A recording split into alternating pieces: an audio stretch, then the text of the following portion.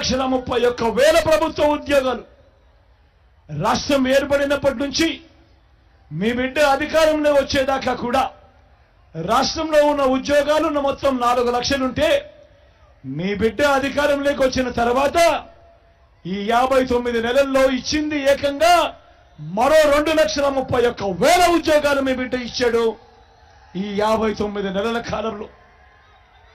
గతంలో ఎప్పుడూ జరగని విధంగా మేనిఫెస్టో అనే పదానికి మీ బిడ్డ విశ్వసనీయతను తీసుకొచ్చాడు.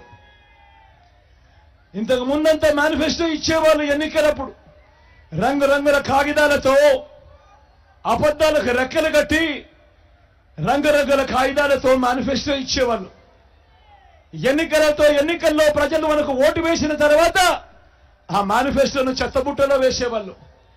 మళ్ళీ మేనిఫెస్టో జోలికి కూడా వెళ్లే పరిస్థితిని మీ బిడ్డ మొట్టమొదటిసారిగా మారుస్తూ ఏకంగా మేనిఫెస్టోలో చెప్పినేటివి 99% హామీలను నెరవేర్చి మళ్ళీ ఆ మేనిఫెస్టోను మళ్ళీ అక్క చెల్లెమ్మల కుటుంబాలకే మళ్ళీ తీసుకుని పోయి చూపించి, అక్క మీరే టిక్కు పెట్టండి, ఇదిగో మా మేనిఫెస్టో, జగనన్న పాలనలో మీరే టిక్కు పెట్టండి, ఎంత జరిగాయి ఏం జరిగాయి అని చెప్పి అక్క చెల్లెమ్మలకు మళ్ళీ ఆ మేనిఫెస్టో చూపించి వారి చిక్కటి చిరునవ్వుల మధ్య వారు టిక్కులు పెట్టి మళ్ళీ వాళ్ళందరి ఆశీస్సులు తీసుకుంటా ఉన్న కొత్త సాంప్రదాయం మొదలుపెట్టింది కేవలం ఈ 59 నెలల్లో మీ బిడ్డ పాలనలో నేను కూడా చెప్పడానికి గర్వపడతా ఉన్నా.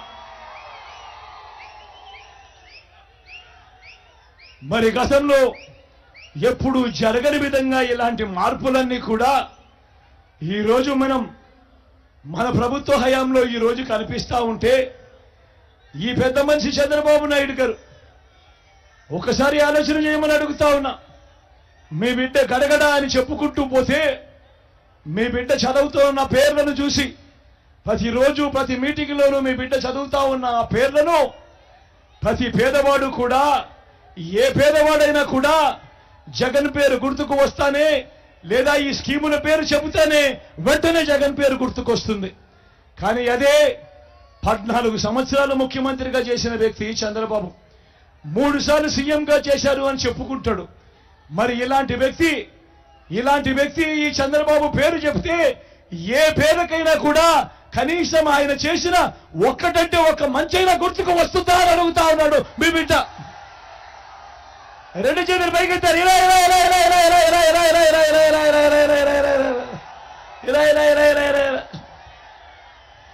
మరి 14 ఏళ్ళు ముఖ్యమంత్రిగా చేసిన వ్యక్తి 3 సార్లు సీఎంగా చేశానని చెప్పుకుంటున్న ఈ వ్యక్తి పేరు చెబితే ఏ పేరుకైనా కూడా కనీసం ఆయన చేసిన ఒక్కటంటే ఒక్క స్కీమ్ అయినా గుర్తుకు వస్తుందా అని అడుగుతా ఉన్నాడు మీ బిడ్డ.